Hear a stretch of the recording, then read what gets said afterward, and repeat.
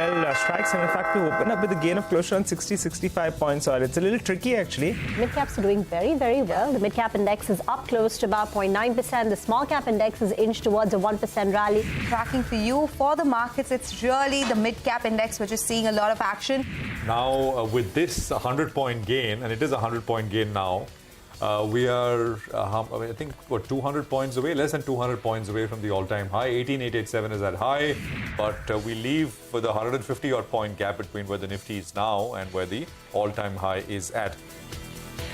Hello and welcome to Markets Today, the show where we track about 6 hours of the day's trading action in 5 headlines. I'm Reema Tendulkar, and these are the headlines for the day. Stock markets gained for the 4th straight session. Sensex and the Nifty ended their highest level in 6 months. The Nifty is now just 150 points away from a record high. The Nifty mid-cap index hits a new peak. Market capitalization hits $3.5 trillion for the first time in 7 months. Defense stocks buzz and trade. General Electric and Hindustan Aeronautics set to manufacture fighter jet engines in India. Sources say the Biden administration has given permission for GE to co-produce the engines in India ahead of Prime Minister Modi's US visit later this month. That's an exclusive. Torrent Power inks an MOU for 3 pump storage hydro projects worth a total of 5,700 megawatt capacity in Maharashtra, marking its foray into power storage solutions. The near 27,000 crore rupee plan fires up the stock. Strides Pharma soars on strong US sales for the 3rd consecutive quarter. TeamLease enforces gain on brokerage views. Wipro perks up on its 5th buyback plan. India's chief economic advisor says there is no move to de-emphasize capex ahead of an election year, adds that the government will address the concerns surrounding the 20% TCS on foreign spend. That's an exclusive. And here's a lineup of what we have for you in store today. It's a packed show in market opinion. Ashwini Agarwal, founder, partner at Demeter Advisors, and Sunil Kaul, executive director at Goldman Sachs. In a big voice, we have the Anantha Nageswaran, Chief Economic Advisor to the Government of India. Let's get then straight to the market action. The market gain for the 4th consecutive day. The Nifty and the Sensex ended about 0.5% higher to end at 6-month closing highs. The mid-caps continue to outperform, inching up. The index has now rallied over 1%, closing higher for the 13th consecutive session and a record high. In fact, India's market capitalization has hit $3.5 trillion for the first time since December 1st of last year. Prashant is here with the details.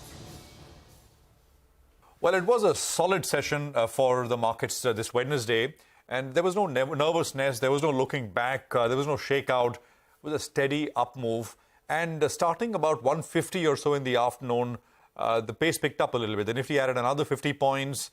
Banks were perhaps a little more subdued. Small caps continue to race ahead. That index actually is the strongest of the lot out there. The mid caps continue to gain as well. Large caps, we'll tackle that first. FMCG stocks were good gainers. Britannia, Tata Consumer, Nestle are the 3 names which stood out. Oil marketing companies and PCL as part of the Nifty still. HDFC Life and JSW Steel were the other large caps which participated in a pretty solid way. We come to broader markets, which is where the bulk of the action is, right? Rail infra stocks once again are starting to come back into the mix. RVNL, RailTel, Texmaco Rail, all seeing solid gains. These smaller power companies, look at Suzlon, Torrent Power, Reliance Power, SJVN, they all participated with some gusto. Pharma and healthcare stocks like Strides, which was a big volume-led gainer, Max Healthcare. Then, of course, you had a variety of movers from across sectors. JBM Auto, Nava, Aster DM, Rosari Biotech, Crisil, Dhampur Sugar, NRB Bearing. Some of them, of course, just catching momentum and rallying for a few days on end until till the point the momentum shifts into something else. That's the kind of market we find ourselves in. With the rally today, the Nifty is just 150 points away from the all-time high, which is 18,887. Tomorrow, of course, is the RBI policy in the first half of the day, and I think commentary post the policy from the governor will set the tone in terms of whether we hit those new highs tomorrow or we'll have to wait perhaps one more day. Back to you. Right now, at least, Prashant, the Nifty is 150 points away from that all-time high level. In market opinion, Ashwini Agarwal, founder and partner at Demeter Advisors, says that the earnings momentum has been quite good, but the market may see a pullback. Sunil Kaul, executive director at Goldman Sachs, says India has delivered the highest proportion of multi-baggers historically. You've seen a very strong rally between end of March and now. So there is a chance that things pull back. Especially foreign inflows have been very, very strong during the month of May, with other emerging markets coming back into focus a little bit. Who knows? If inflows into India may slow down. The earnings season hasn't been bad at all. I mean, there has been an equal number of stocks where earnings have been upgraded, as opposed to stocks where earnings have been marginally downgraded or not changed at all. So I think the earnings momentum is quite good. The macroeconomic tailwinds are quite good. We looked at 10 different markets across EM and DM, close to like 7,000 odd stocks. And what it showed is that historically, India has delivered the highest proportion of multi-baggers. That if you look at the Indian economy, obviously it's a large domestic economy. The economy itself has grown sevenfold over the last 2 decades, right? And so I think there's a large headroom for companies to grow, and companies that are sort of delivering efficiently are able to capitalize on that growth, which is partly the reason why we find so many multi-baggers opportunities in India. Let's get to the second headline now. Defense stocks were buzzing. India's defense is set to receive a big boost during Prime Minister Modi's trip to the United States later this month. The Biden administration has given permission to General Electric to co-produce fighter jet engines in India in partnership with Hindustan Aeronautics. Parikshit is here with more.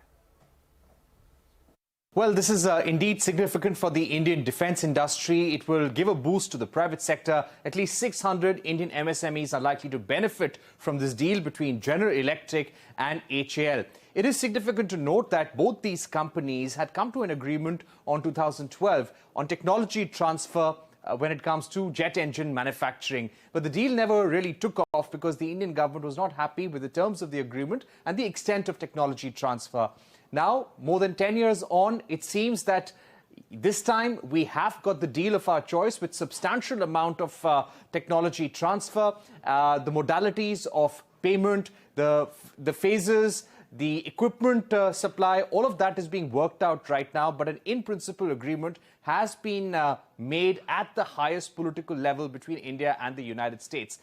This engine manufacturing could possibly happen in Koraput, Odisha, where HAL already has an engine manufacturing facility, and this facility could be considered as one of the locations for the same. We're awaiting final details, but yes, an in-principle agreement has happened. The White House has given a nod to General Electric to transfer technology to HAL for this jet engine program, and all future fighter jets of the Indian government will be powered by this jet engine.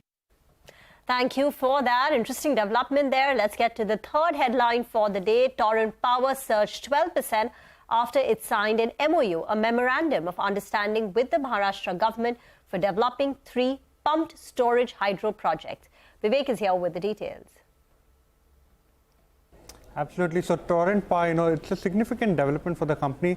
But what we also have to keep in mind is that at this point of time, the company has signed an MOU. So what we further anticipate is, for this particular MOU to go ahead and fructify into a letter of award that the company will receive. But this development marks the entry of Torrent Power into what is actually essentially the storage solution space. And to go through the development once more, the company has gone ahead and signed a memorandum of understanding with the government of Maharashtra for 3 pump storage hydro projects, which is now being looked at the future in terms of actually being able to capture renewable power.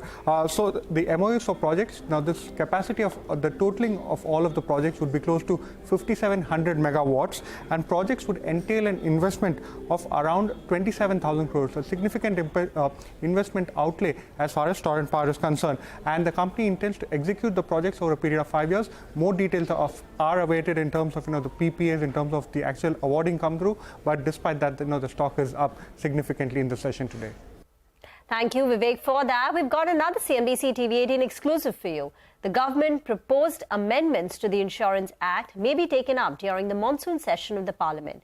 Sources have told CNBC-TV18 the government is looking at reducing the initial capital requirement and allowing existing insurers to enter any business subsegment, among others.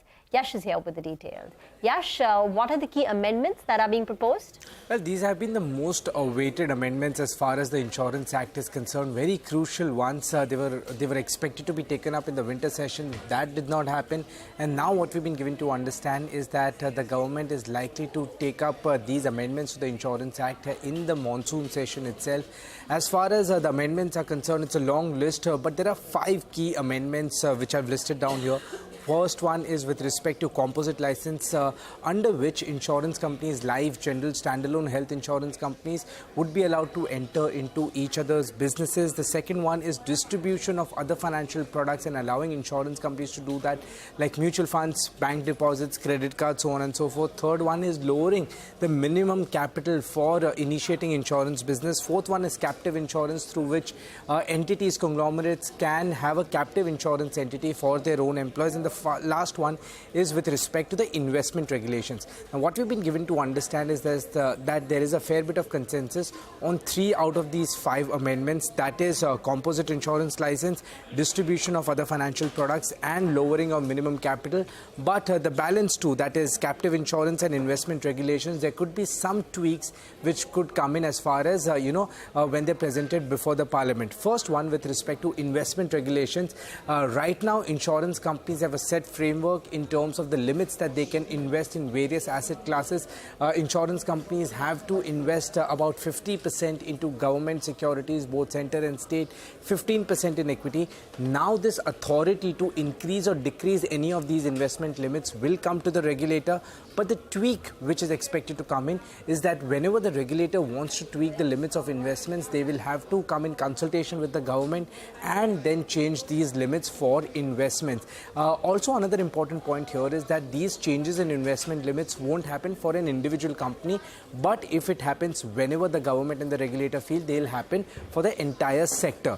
The second change is with respect to captive insurance. The authority to issue licenses for captive insurance would lie with the insurance regulator, but the solvency which the conglomerate will have to maintain for this insurance entity, that solvency, minimum solvency, will have to be decided by the regulator in consultation with the government and not standalone regulatory decision. So of course these 2 are the changes which could come in, but as far as these 5 important amendments are concerned, they are all expected to be presented in the monsoon session. Crucial amendments as far as the Insurance Act itself is concerned. Thank you for that. Get into a break, but stay tuned. We'll be back in a jiffy with the other headlines.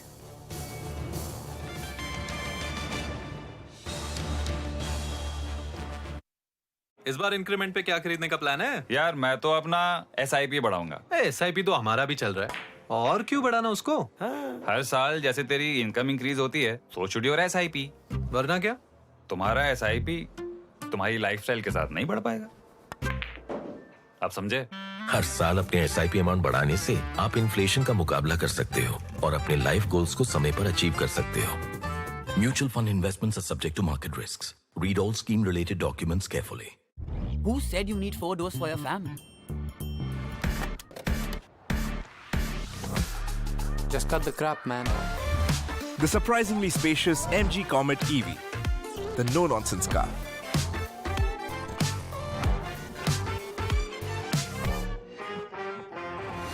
Keeping up with the pace of life is not easy.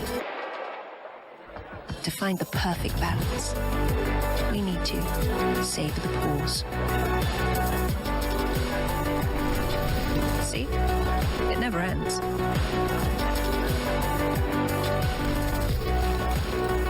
अभी और कितने चक्कर लगाने पड़ेंगे sir जी? आप इतनी सी बात क्यों नहीं समझते सर जी? आप हमारा ध्यान रखो, हम आपका ध्यान रखेंगे।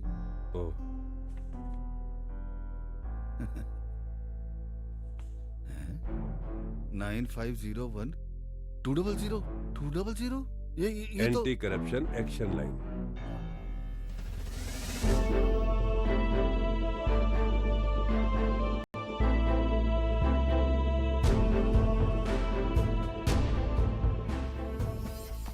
मैडम जी आप बेकार में परेशान हो रहे हो। मैं कराता हूँ ना 2 दिन में आपका काम। आप तो बस चढ़ावा चढ़ा देना, घर बैठे आ जाएगा आपका लाइसेंस। आपको ड्राइविंग टेस्ट की भी जरूरत नहीं पड़ेगी। पक्का? पक्का जी पक्का।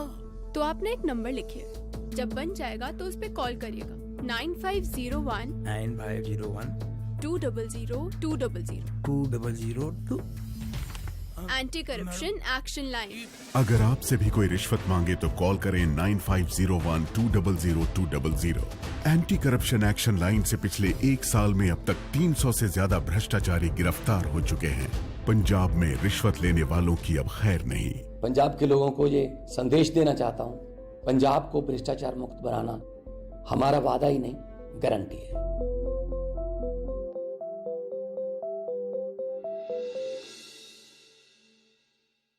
Since March 2023, India's GDP growth has exceeded expectations, while inflation has fallen below the expected mark. Does this give the RBI and MPC enough comfort to declare an end to the rate hike cycle? How will they change their stance? Also, will the RBI up its growth forecast and lower its inflation forecast for this year? We will bring you the monetary policy straight from the RBI headquarters here in Mint Street, along with instant analysis from economists, bankers and policymakers, so that you understand the impact of the policy on your loans, your savings, your investments and your businesses. The RBI monetary policy at these times on CNBC-TV18. नई car तुमने car insurance खरीदा होगा एगो app से, नहीं? आपको नहीं तो कोई बात नहीं मूर्ति, गलतियां होती रहती हैं, कोई जरूरत नहीं है चेक करने। नहीं मूर्ति, नई कार खरीदने से पहले एको चेक करें और 36,000 तक बचाएं। Welcome back. You're watching Markets Today, and this is the fourth headline for the day. Strides Pharma soared 10% after it reported strong US sales for the third consecutive quarter. Ekta joins in for more details.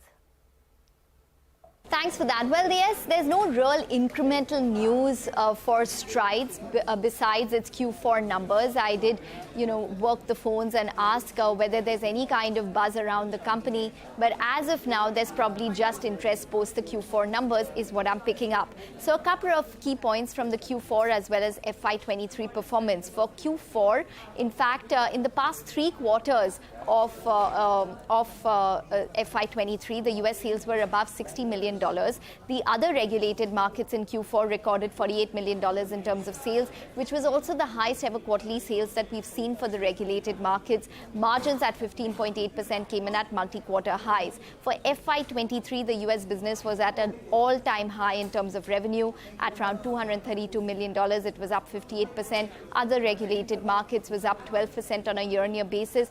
The company also paid a significant amount of debt. So they paid around 720 crores in terms of debt as a group in FY23. Now, triggers going forward, the guidance provided by the company is important. They said that the continuing business of the company will grow significantly. Emerging markets are expected to grow faster. The EBITDA range is expected at anywhere between 700 and 750 crores. This is versus 430 crores in the previous fiscal. Reduced debt by an additional 500 crores. Their gross debt was around 2,200 crores as of FY23, and they expect the net debt to be less than 3 times going forward. Stelis, which is basically their R&D arm, they are looking at strategic options for Stelis. They are anticipating an EBITDA positive by FY24 and a profit positive by FY24 when it comes to Stelis. Maybe a near-term trigger will be that these strategic options will probably see more, some more granularity probably by Q1 of FY24, and we could hear more details then. So maybe that would be a near-term trigger, and the street seems to be quite bullish about the Q4 performance. Ekta, thank you very much for that. Well, I had a whole host of IT stocks on my radar. Infi, Wipro both gained close to about 3/4 of a percentage point. TeamLease had rallied close to about 3%. Let me run you through the news on each of them. So starting with Infosys. Now, yesterday, when EPAM cut its guidance for the second time in less than a month, the street was very worried.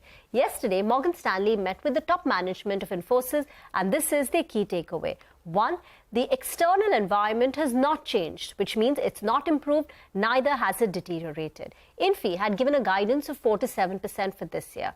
According to Morgan Stanley, the lower end of the guidance of 4% appears to be de-risked. The company has already factored in the macro uncertainty, so no risk of the company missing the lower end.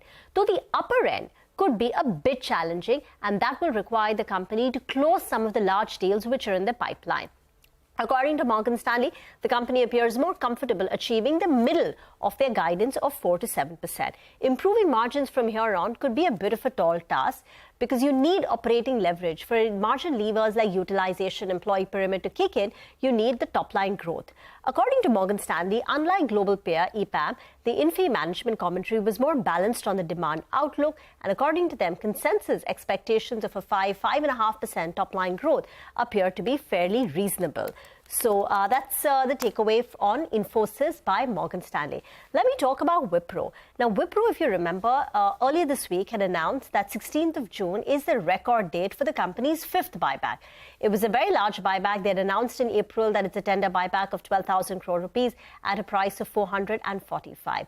Now, Ambit has come out with a note where they're saying, well, the stock has done well since the buyback announcement, purely because of the buyback. All the other IT companies fell post their Q4 numbers, but Wipro rallied, and this was on account of the support of the buyback. Once the record date is out of the way, the company will move according to the fundamentals. So they're saying in the past 4 buybacks, in 3 of them, the company's stock price fell in 6 to 9 months post the numbers, post the record date of the buyback being over, because the buyback support was being taken away. And that's because the fundamentals in those 3 instances were fairly weak. And this time as well, Ambit believes the fundamentals are a bit subdued because current expectations are very high. It's difficult for the company to meet it. It has a very high exposure to consulting revenue, high exposure to BFSI, technology, high tech. All these sectors have been under pressure. So according to Ambit, there is a possibility that once the record date for the buyback, that 16th of June, comes to an end, the stock may correct in trade.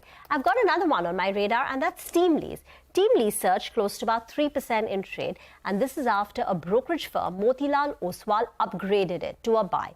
Now, here's the reason. One, they believe the stock has fallen a lot. The stock is down 59% from its peak levels.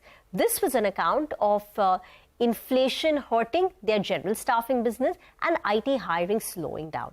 Now, Moti believes that IT hiring will pick up. Expect a very strong bounce back in IT hiring in FY25, and the management is focusing on improving margins. So according to Motilal Oswal, TeamLease's margins will improve by 50 basis points till FY25. Also, there are, structural tailwinds to this business because India's flexi staffing penetration is very low.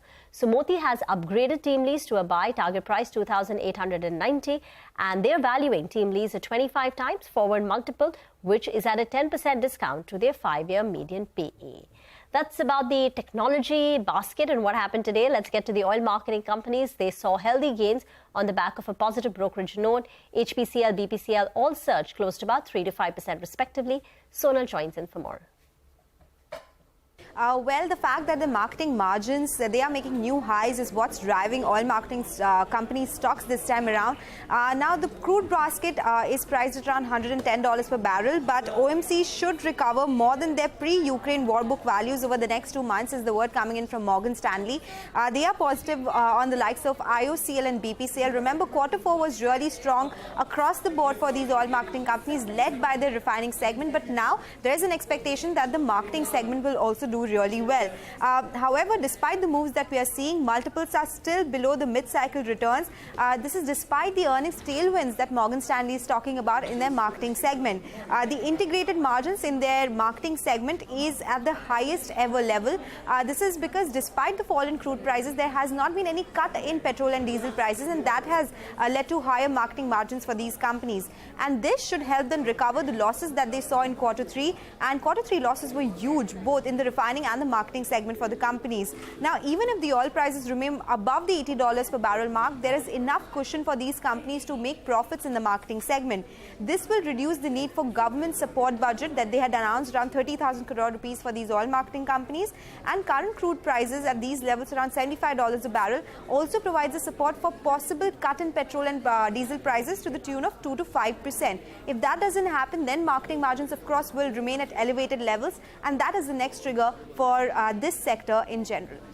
Thank you for that, and let's get to the fifth and final headline. And here's the CNBC-TV18 exclusive.